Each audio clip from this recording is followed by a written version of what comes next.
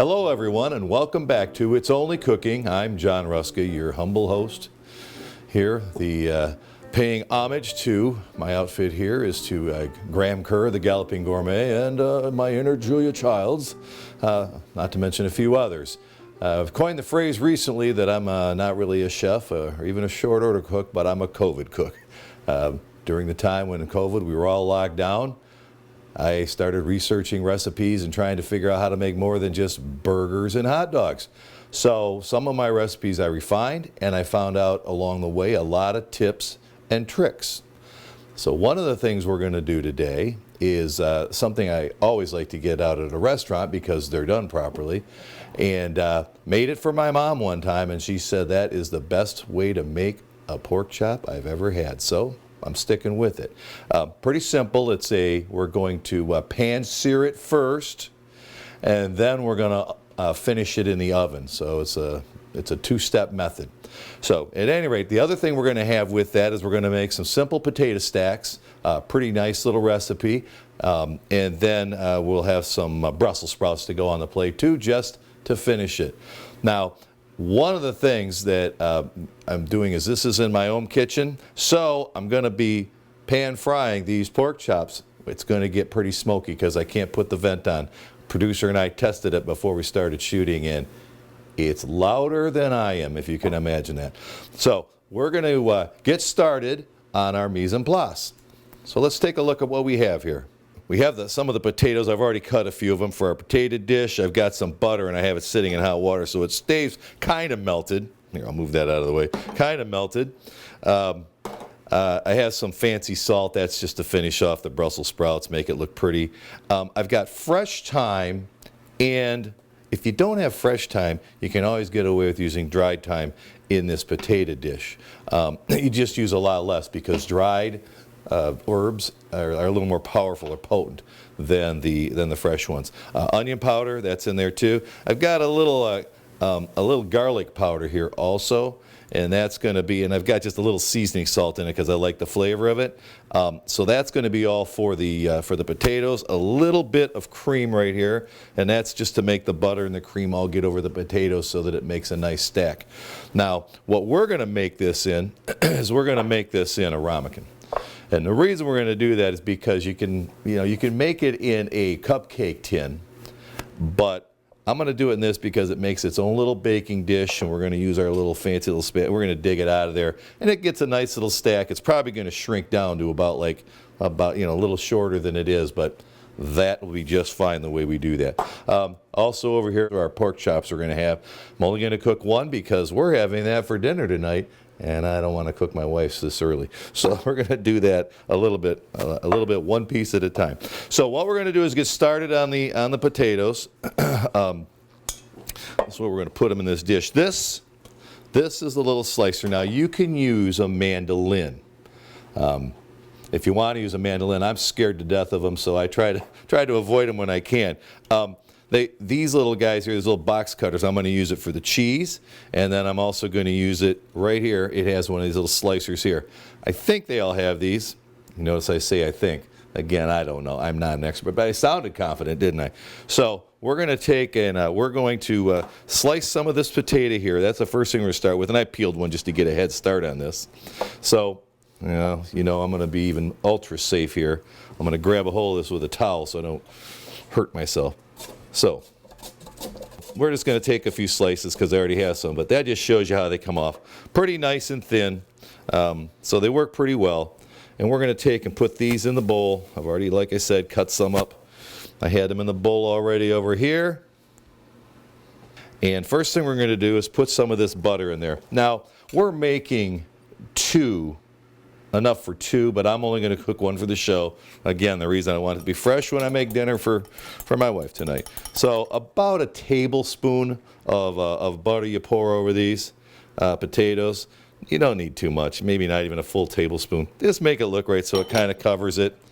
A little bit of cream. Again, that's just to make it so everything kind of gets together and mixes up. So you're going to mix these potatoes up. Really nothing to see, or I'd let the producer dive in here and get a shot, but we're just mixing the potatoes up. Now, what we also will put in this is cheese. Now, I've got some, again, left over from the holidays, some Gruyere here. Again, buy your cheese in block form or in at least a form you can slice it, put it on charcuterie trays, whatever. But what we're going to do, pick one that you want. This is a little too large of a grate for what we're going to do on these potatoes. So we're going to use this one. It's a little bit lighter, and they come out a little bit finer. And again, you want a lot of cheese, put a lot of cheese. You don't want a lot of cheese, don't. If you don't like Gruyere, use mozzarella. That's a little bit, I don't know, a little bit soft of a cheese, but a hard cheese seems to work better for this. But you can do whatever you like. It's only cooking. So we've got that prepared. Here. Then a little bit of thyme. Now I'm going to use the fresh thyme just because it seems to be some good-looking thyme in the stores right now. And if we've talked about this before, it's real easy to take off. You hold it by the end, and you just kind of slide your fingernails down on it, and it just pulls off the leaves pretty easily. I mean, if it's real fine, you're not going to get them off, but you'll have to pick them at them. You don't want too many stems in it. If it's too chunky, too many stems, chop it up a little bit with your chef's knife. And then you just take and throw that in. What we're going to put in also is a little bit of this garlic powder, not garlic salt, garlic powder. You don't need a lot, 2 pinches, that's probably fine. Onion powder, that's kind of critical because onion makes everything better. Again, couple pinches because we're only making a single recipe. And I'm just going to put in a touch of salt and a dash of little pepper there. Now we whip this up. Just stir it so it's nice, a nice consistent. I will show to the producer how it looks when a close up here. Okay, I've stirred that up pretty good, and if I can give a close up to the producer there, can you get a close up of that now? You got that? Okay, so that's what we have. What you want to do, you can use butter to make it so it doesn't stick in your ramekin. I prefer to use this pan coating spray. It just seems to work better. I can get this thing out at the end, and here's the key word. I've said this before. I do all the cleanup. This makes cleanup easier, and you're going to appreciate it too when you go ahead and do it. So what you're going to do is kind of start with your largest potatoes, and you're just going to put them, stack them on top of each other. You want to kind of put them in the center because part of what makes the ramekin work a little bit better for me too than the pie tins is the sides don't get touched. So you kind of get some nice caramelization, probably a lot from the cheese, but you get some nice caramelization on this potato stack. So it's part of it, you want the height. It's going to shrink down as it cooks and compresses. I've got the oven behind me preheating right now. I'm going to get that up there pretty good. Let's get it nice and tall. And then I'm going to reach inside here in the bottom of the pan. I'm going to get some of the cheese and some of the butter and stuff that kind of fell off a little bit. We're going to put that on there just to stack it up.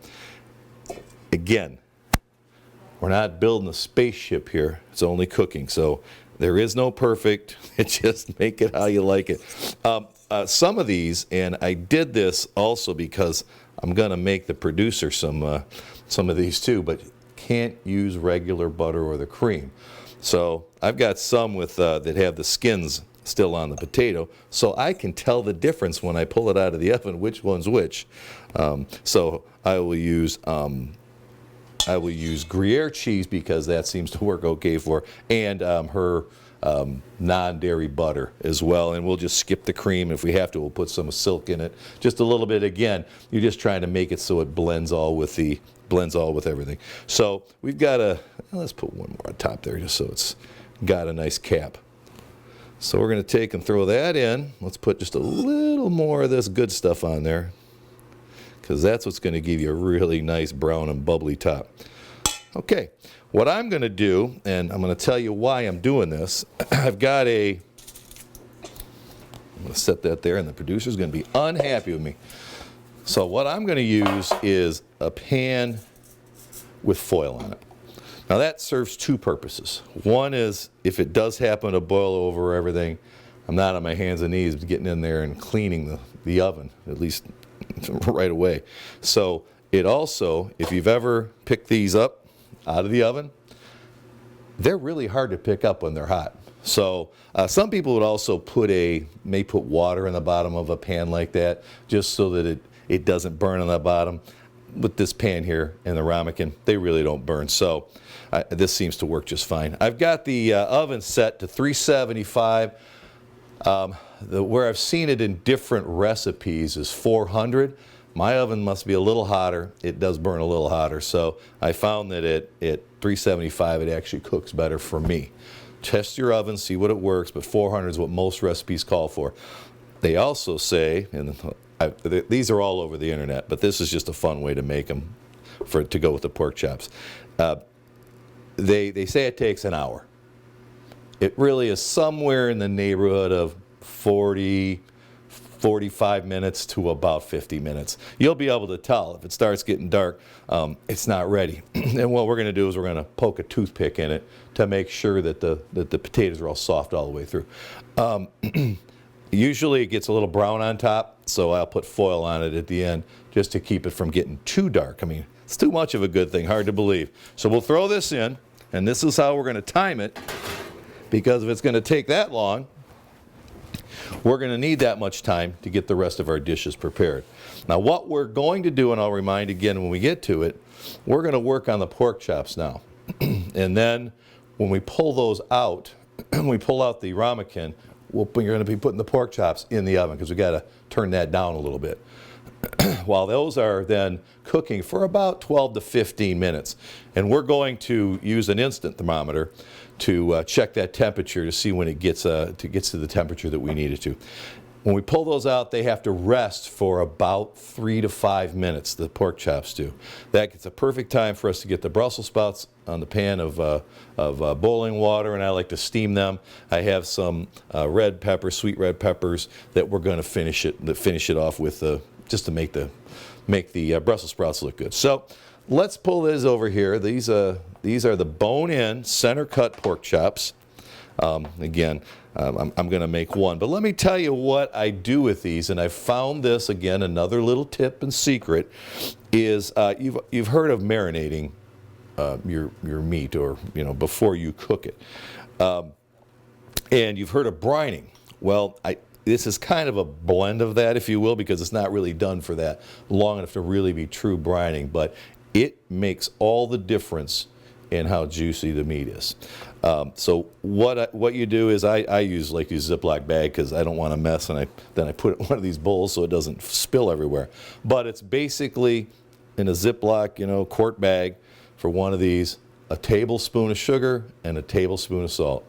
Mix it all up, put this in there, and anywhere from 40 minutes to an hour is good. If you want to do it 2 hours, all the better. But that's all these need to get the level of juiciness it needs. So what we're going to do now is, just so we don't get a split, because you can see it's got a little fat around the edge there, which is great because that keeps it juicy and makes it taste great. But it can tend to split on you. Now you don't want to go too far in there. You don't want to go all the way to the meat, but you want to just put a couple of little cuts in there. These are so thick they probably wouldn't curl up, but you certainly don't want any curl up, because then you're going to lose contact with the pan, and it just won't cook as good. So you want good solid contact on the pan. We're using here also a cast iron pan. It holds the heat. You can use carbon steel. You can use something, but it has to be oven proof to about 350 to 400 degrees, just so that it doesn't cause you a problem. Do not use nonstick. I don't recommend it, but make sure that you use something that's oven safe. Remember the handle. Just remember about the handle. And when you take it out, always lay a towel or something to signal to anybody who comes by that it's hot. So what we're going to do is, you never season something that we're going to hot sear with garlic. You don't want to use butter at these temperatures, unless it's clarified butter, and so you can use salt and pepper. Really, those are the basic. Even onion salt tends to burn a little bit, and that's the last thing you want. You want a nice caramelization. And remember, we brine these. It didn't get deep into the meat, but it's going to have a little bit of salt. But you want to put just a little on there, just to, again, make sure the flavor's right, and the part you want to make sure you get to is these edges here. And you want to do that and just get a little pepper, and that's where the real good flavor is going to come from on these. It doesn't need a lot. Pat it down a little bit. And again, you notice I'm using one hand to go into my seasoning, and the other hand to pat it down. I don't want to kind of cross-contaminate that. You probably saw the last show. You saw I had a near accident when I picked the thing up, so had to clean up on aisle 5 here last time. So there we go. We got that all ready to go. What we're going to do now is see if our pan is ready. We want to get that really good and hot there. Just needs a few more seconds. So I'm going to let that pan come to temperature, and when we come back, we're going to pan sear these, get them in the oven, pull that ramekin out so that we can see how good our potato looks, and away we go. We'll be right back.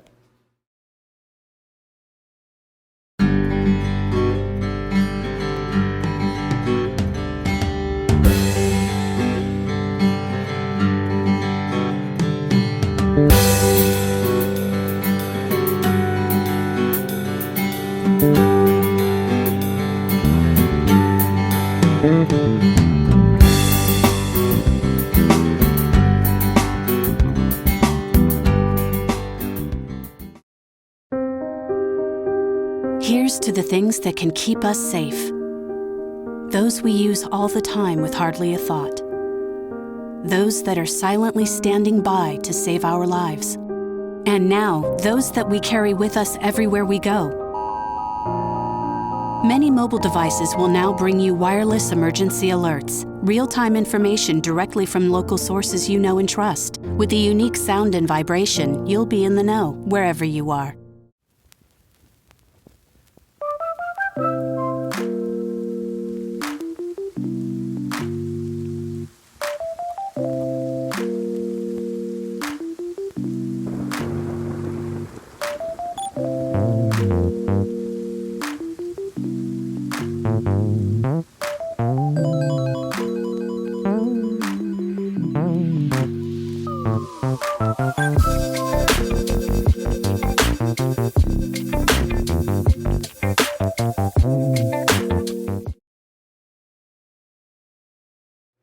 Okay, welcome back. Pan is definitely to temperature now as the smoke is coming off.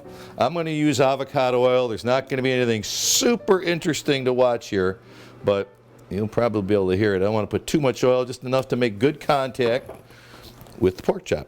And we're going to take this, and remember, place it so it doesn't splash on you, away from you. And we're going to let that, get rid of that. We're going to let that just sear for about, 2-3 minutes on that side. It's a good piece, thick piece of meat, bone in. You can do not bone in, but remember you got to be real careful because they'll dry out a lot faster. But this with the bone in, we're going to take our temperature measurements near the bone. So let's see how we're doing here. So you don't want it, you can jig a little bit to see if it's loosened up. What happens is when the meat has reached a good caramelization, it'll release on its own. Even with the oil, it should stick just a little bit, and that's how it gets the caramelization. So I'm going to give a good sear and a good cook on this side, and then I'm going to go to the edges, just to get a nice good looking sear so it looks pretty. Then we're going to flip it over. I'm going to take the ramekin out there. It should be done by now. It's been in there about 45 minutes, so we'll see how that looks. Let's see how we're looking here. Yep, it's loosened up. Still a little there, so we'll let it go a little longer. It's lightened up a little bit, as you saw from the shot there. And you can see we're getting a nice sear there. Maybe not as dark as we want, but it's going to finish off in the oven. I'm going to turn the heat up just a little bit. We're going to hold this up here and get a good sear. We don't want it to not look pretty when we pull it out. And I think we're close. Yeah. So what we're going to do now is we're going to take the ramekin out. Okay, we're just about ready to flip this over and put it in the oven. So what we're going to do now, I think we're going to check our stack here to see if it's ready. Not trying to hide you. I did foil it up because I didn't want it to get too dark. Bad idea, bad idea. All right, we got it good here. Okay, I'm gonna leave that on so it stays kind of warm. It's ready to go. We're gonna flip this guy.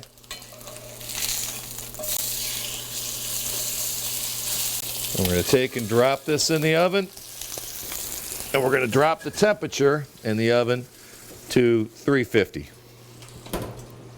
While that is in the oven cooking, and it's going to take about we put that in there, so we're going to cook that. Let's put a timer on it just so I don't get carried away and lose track of my time.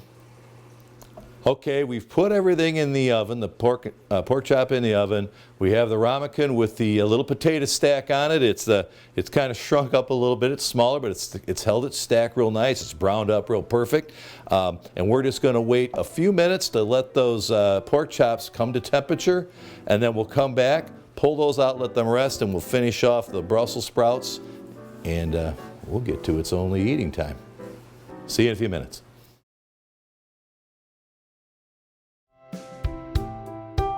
Canine Stray Rescue does just that. Rescue stray dogs for new families. But they need your help.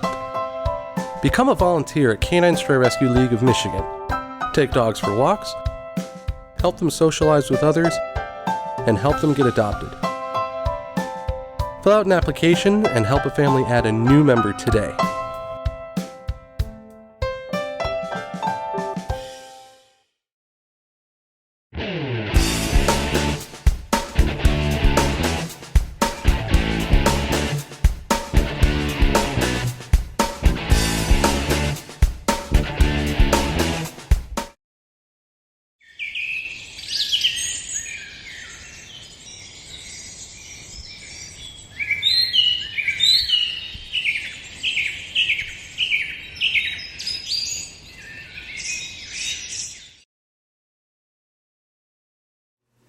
Okay, welcome back. While you were gone, I reached temperature with the pork chop. It hit 145. It's probably a little hotter than I need it to be, but that's okay with pork. I like to usually pull it at about 143, 142, because while it's resting, it's going to heat up the rest of the way. I've got my pot of water boiling up, and we'll set there and just let that rest before we serve it up. Now to our Brussels sprouts here. Miss Producer, tell me if I'm out of control here. These small ones like this, I'm just taking the ends off them because it doesn't look good. I'm sure it's edible. Some of the larger ones, when they're too big, I cut them in half, just so that they would cook at the same time.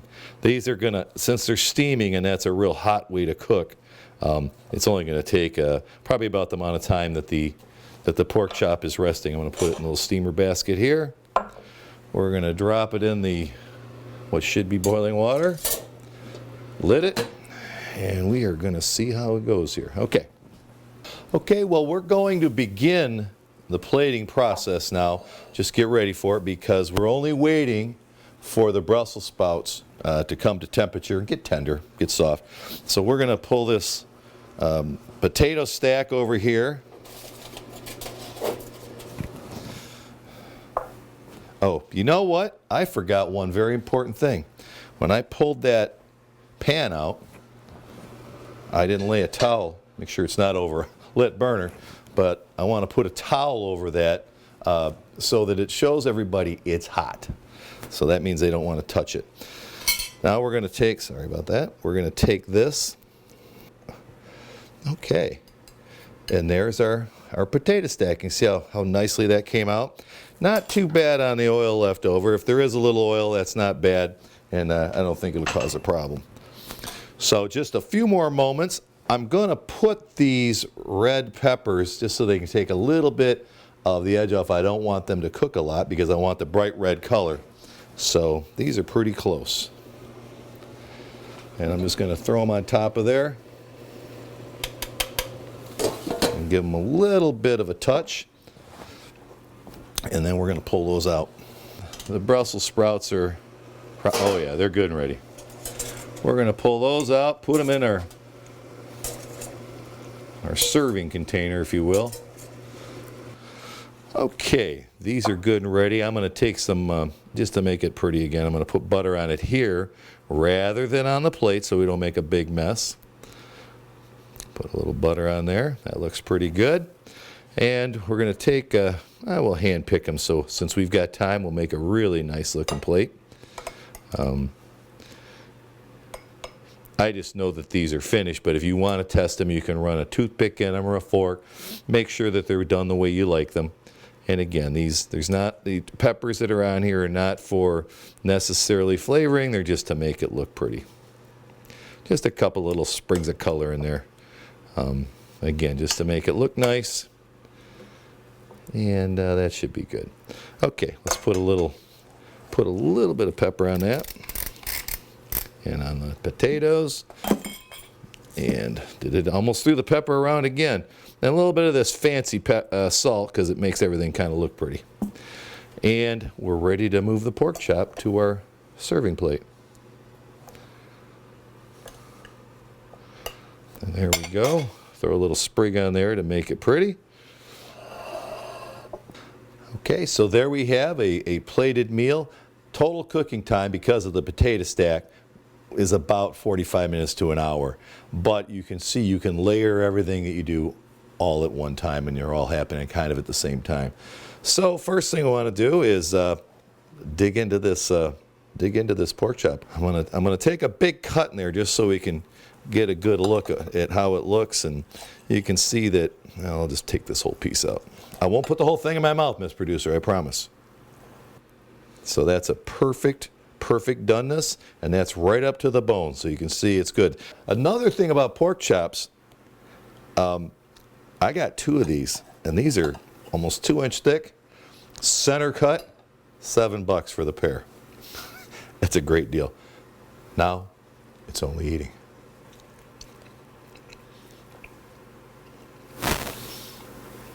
I'm going to wait till I talk. My producer says I talk with my mouth full, so I'm going to try to chew this up. I took a little bite, but I want to get into all the other things as well. Well, let's try a piece of this, these Brussels sprouts. I'm going to try a small one here. They're round. Now, I particularly love Brussels sprouts. You don't like Brussels sprouts? Green beans. You don't like green beans? Asparagus. You can use anything you want. But I just like the symmetry of the plate, having some green, having the potato. So let's try the potato here. Now, potato nice and crispy on the outside. Let's hope it's as rewarding on the inside. Oh yeah, you can see layers, see it stacked. Still nice and hot. That's an awfully big bite. I think I'm eating at the dinner table, so I'm taking too big of bites. All right, we're gonna try it here with a much smaller bite.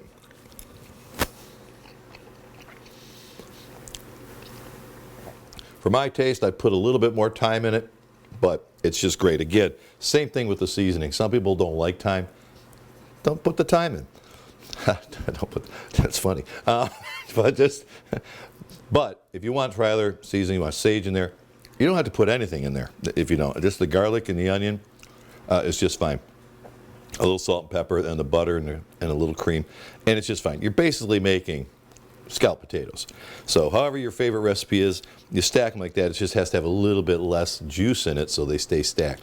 Again, the reason why I did it this way is because in the ramekin you get nice brown all the way down the potato. So please give this a try. I think you'll find out that this is actually a technique for cooking that spans across all types of larger, thicker cuts of meat. If it's only a 1/2 inch thick or a 1/4 inch thick, you can cook it all on the stovetop. It'll reach temperature with no problem. But these thicker cuts, if you cook them long enough to get the center cooked on a frying pan, the whole thing's going to be dried out. So thanks for stopping by, and we'll try some new wonderful dishes next time on It's Only Cooking. See you next time.